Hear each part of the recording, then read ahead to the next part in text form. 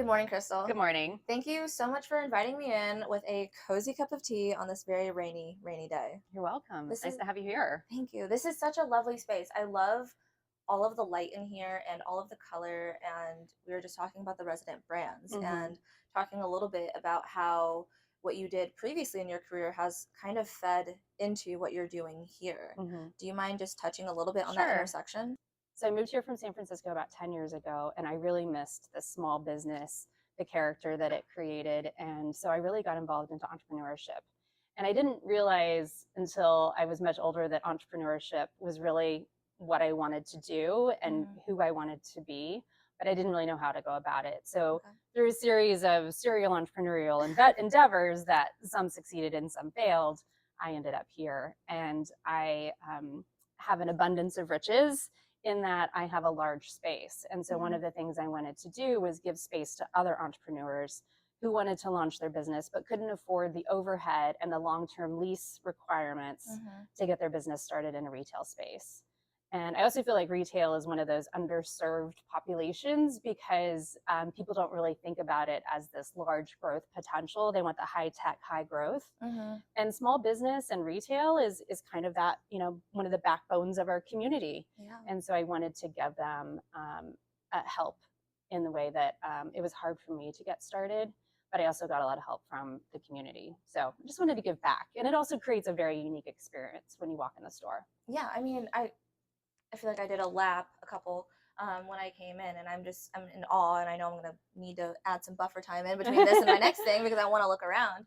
But when you were coming from the Bay Area to here, was hmm this your first choice of space? Because I grew up coming to Jefferson Point for hmm like those dates where you just walk around and you just look at everything, Yeah. to like times with girlfriends, to holidays, and just all the things. And when you were talking about the Bay Area, I do think hmm about how you can go into one place and be exposed to so many different brands hmm and different things like that. And here it is very like store by store by store. And I think Yes. that's kind of common throughout the Midwest, but Yes. it's starting to change. Yes. So when you were looking at spaces, was that something that kind of played into that decision?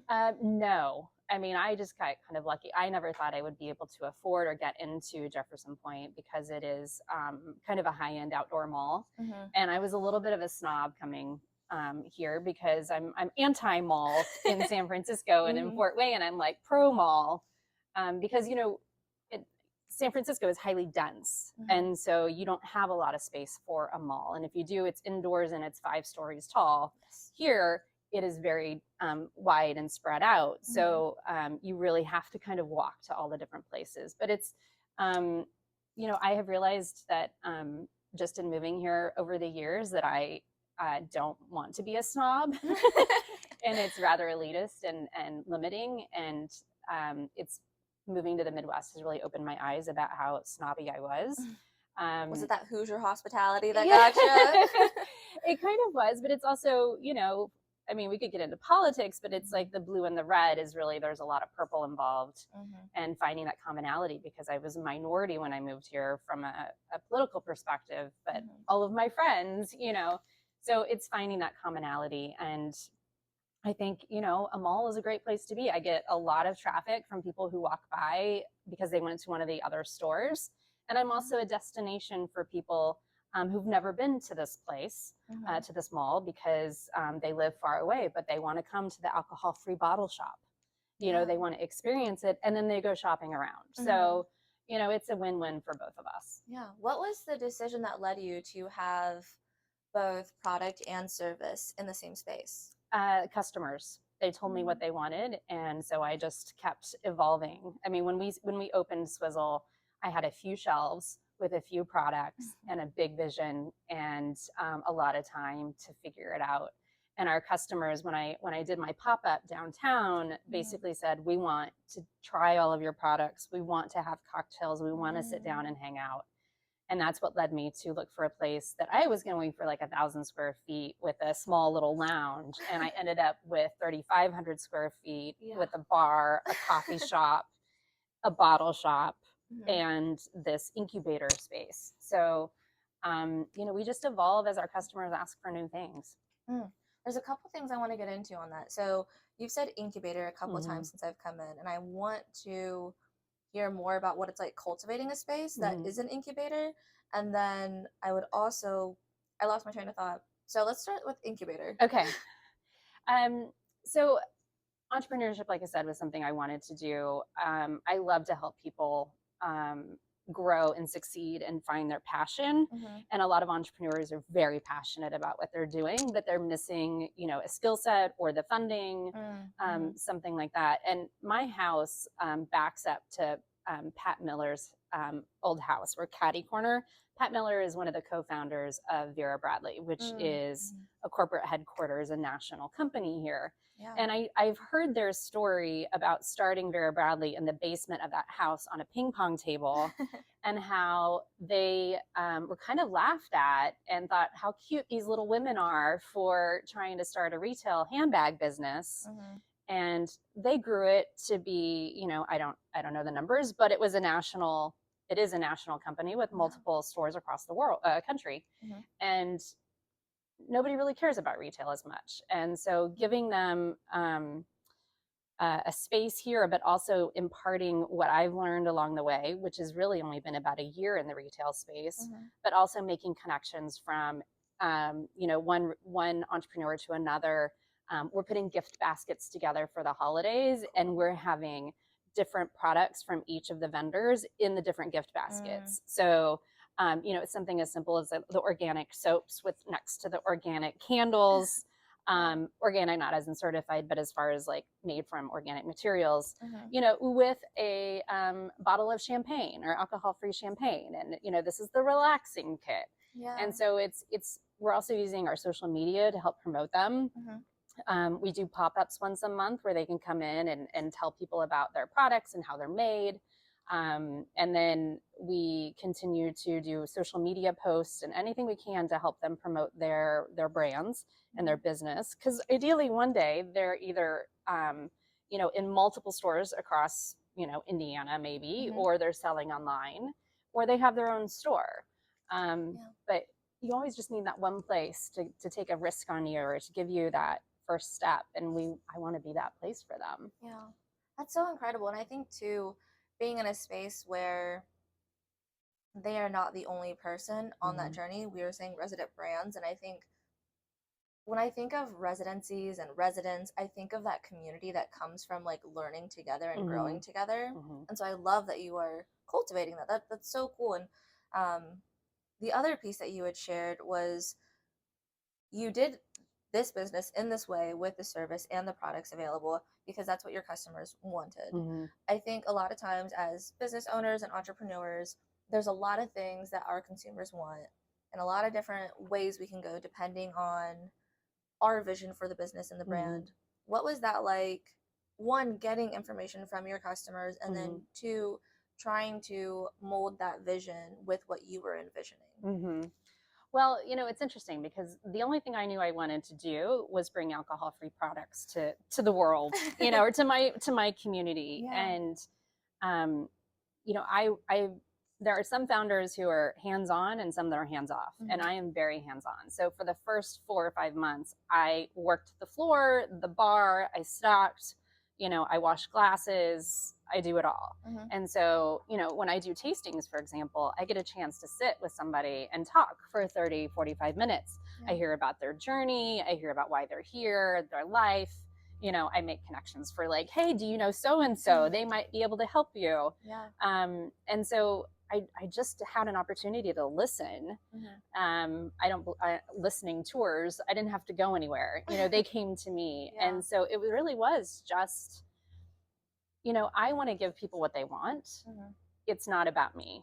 I mean, I need to pay my bills and I want to grow a business, but I only want to grow a business that people want. And so it's kind of an easy sell. I mean, so far nobody's asked me to take it in a direction I didn't want to go, because if I move it in a direction, it's because multiple people have asked me.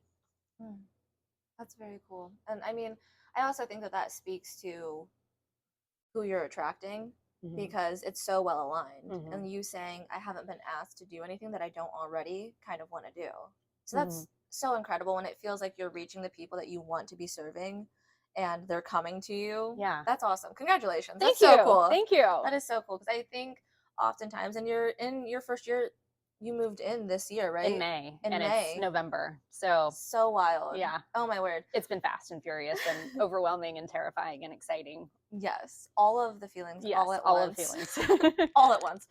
I feel like that is a lot of entrepreneurs. Yes. That's what I try and Experiences. remind myself when I wake up at 3 o'clock in the morning worrying about money. Everyone worries about this in this Mhm. world. Yeah. Or this journey that we're on. Yeah, definitely. And I think we were also kind of chatting about how collaborative it is. And so Mm, having resident brands and being a brand that is also a space to uplift other brands, mhm, kind of with the idea that this is a stepping stone mhm. into whatever their big goal is. Yeah. What has it been like? Because I think, and I know for me growing up, it felt very cutthroat in business. Like, Mhm, don't talk to your competitors, like, don't mhm. do this, and like, keep your friends close and your enemies closer kind of things. Yeah. I just pictured like men who never smile in business suits walking around all the time. Yeah. But as I've grown in business, it has been so inspiring. Every conversation I have, it's people talking more about how they're working Mhm. with other people, how they're like, yeah, like this didn't fit for us, so we referred them to one of our competitors because it was a Yes. better fit. Yes. And I love the way people are kind of leading more into that abundant mindset and Mhm, less of like scarcity and like, what if mhm, we don't get the business because we gave it away? mhm. What has it been like being an incubator to uplift brands in that way when it's still relatively a newer concept? Yeah, it's a great question. And I think it's something I struggled with when I worked on Electric Works, which is a project downtown where they renovated an old General Electric factory into, a rehabilitated office and Cool. a retail space. Because it's kind of like this old school mindset of the Cold War and closed innovation, Hmm. and this new mindset of open innovation and collaboration. And I read this book and I listened to this podcast guy who is a geographical economist. I know, I didn't know what that, Interesting. Okay. who compared and contrasted San Francisco versus LA over a period of multiple decades. Hmm. And I was like, oh my gosh, this is so speaking to me. So, living in San Francisco for 15 years, it was all about collaboration. You've got your startup idea, it happens in Google, they spin you out, and then they're your first customer. Whereas the Cold War kind of version of that in like the 60s and 70s was very siloed. I'm a defense contractor. I can't share with you what I'm Hmm. doing. And I'm going to put my innovation center out in the middle of nowhere. Whereas in San Francisco and, the Bay Area, it's very condensed. And it was this, I sat next to you on a park bench. I'm going to tell you what I'm working on. Hmm. And when I look back at like how Electric Works got started or GE, it was this open innovation. And so I think I forgot your question. That is okay. That is so cool. But I Um, think from a abundance versus scarcity, I think that I have benefited from other people sharing their knowledge and their resources and wanting me to succeed. And they do it from the goodness of their heart, but also from that, at some point it's going to come around and help you. mhm. So there's a little bit of, again, a win-win. Yeah. Do you feel like you've had to sell that mindset as you've been in business, or do you feel like as you talk about it, people get it? I think people get it. Okay. Well, I would say that the establishment, whoever that is, isn't particularly a huge fan of it. They're very skeptical. They're late adopters. I Hmm. think the people that are working on it on the ground floor Hmm. totally get it and Hmm. appreciate it. And so when we a lot of our resident brands are people who have walked in Mm. and said, "Hey, I see that you have space." I mean, one of our we're opening a bookstore this tomorrow night, and he was an employee. And he was an employee because he was a customer who sat at the bar and said, "Hey, I want to help you with your email newsletter." And I was like, "Awesome." And he's like, "By the way, do you have like 15, 20 hours a week I could pick up?" And I'm like, "Sure."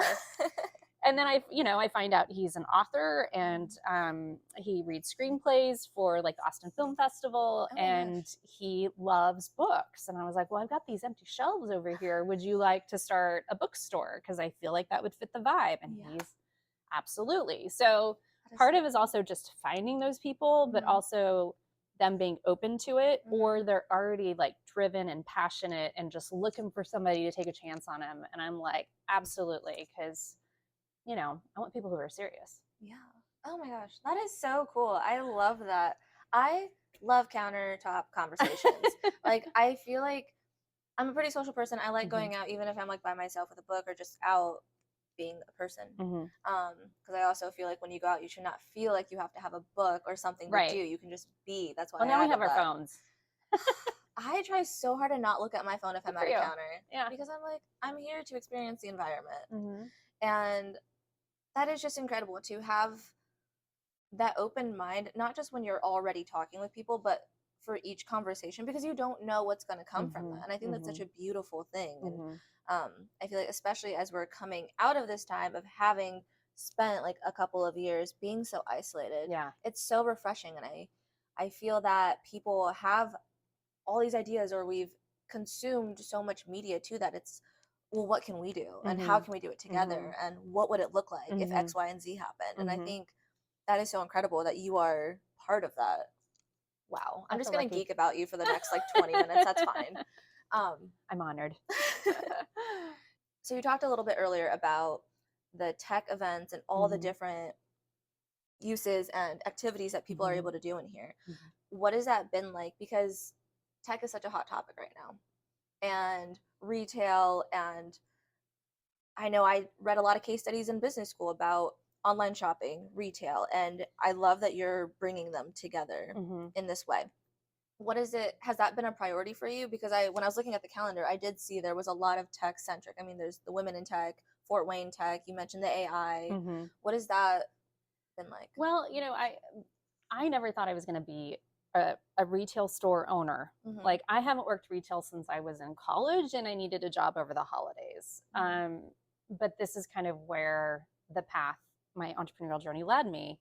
But before that, I was a brand strategist. I fell in love with AI the moment ChatGPT, the moment it came out, and I use it every day. Mm-hmm. And I use Gemini and Notebook, and so I'm using all of them. Mm-hmm. And one of the things that I did with Electric Works was kind of look at what does innovation look like for Northeast Indiana. Ooh. And one of the things that I saw was we're not very vocal about high tech, high growth startups. We're late adopters. Mm-hmm. So when AI came out, I was like, let's all get together and start talking about what is this and how are we going to use it and what does this mean for our industries and our business. Mm-hmm. And so I joined a global network of AI tinkerers. They do meetups around the world. And I brought one to Fort Wayne, and the guy who organizes it was like, okay, sure. And now I had to step away because I just didn't have the time, but Mm-hmm. they met downtown Mm-hmm. when we opened Swizzle and as a pop-up, and then they moved here when we opened, which was great because actually quite a few of the members have problems with alcohol. And so being able to go to a place where alcohol was not an expected item in the experience, like they all wanted to meet at a bar and some of them didn't. So this was a great place for them to kind of find that compromise. So you could still have a beer and sit down and have a conversation. Mm-hmm. But from a tech perspective, I mean, it is so a part of everything that I do, from like how I run my business to supporting the community and how do we get Fort Wayne to be more focused on building a tech savvy workforce. Mm-hmm. How do we get people to stay here instead of moving for those high tech jobs? Mm-hmm. Workforce development, economic development is still a part of who I am because I'm very mission driven, and I just happen to have a retail store that has a lot of space.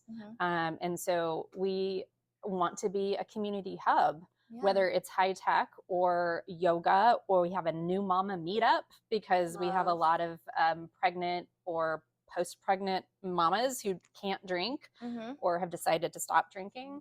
And we had like yoga. This Sunday, we're having a sound journey bath where you lie on the ground. And to talk about tech, they put, I'm going to call them electrodes. I don't know what they're called, but these little clamps on a leaf of a plant. Okay. And then they put the energy sound to music, and you can listen to the sound of plants.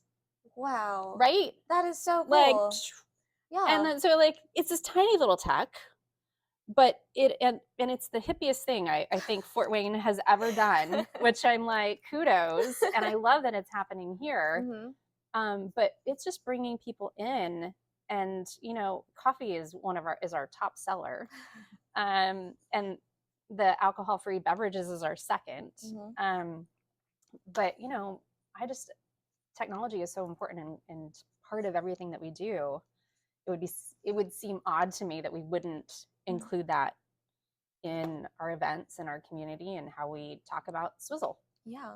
I mean, that makes a ton of sense because you're also taking people on this entrepreneurial journey, and to ignore tech is a mistake. And I love that you're integrating it into your program and making it so accessible, because I think a lot of the fear of AI, of tech in different spaces is because people don't understand it or don't know how to implement it. Yeah. I mentioned earlier, from a lot of these conversations I have, I feel so inspired and just so full of energy. As you have grown in your founder's journey, how do you inspire yourself? I listen to my customers. I mean, I know that sounds like a repetitive, but it's amazing to me how much joy they get out of coming here. I mean, especially people who are looking for the alcohol-free lifestyle or products. Like, they're overwhelmed by the amount of options that they are. They didn't know that the category was so big. They find relief that there's something that they can drink that is sophisticated and adult. And it's like, they inspire me. That's awesome. And then for the people who want to come see you in person, follow you online, what is the best way for people to do anything with Swizzle? Well, we're on Instagram and Facebook. I am not ready to take on anything else right now. I don't blame you. It's Swizzle AF, as in alcohol-free market, is probably the best way to find us. And then our website is swizzlemarket.com. Awesome. And then you can come by Jefferson Pointe and shop in real life. Yes. Thank you so much, Crystal. You're welcome. Thank you.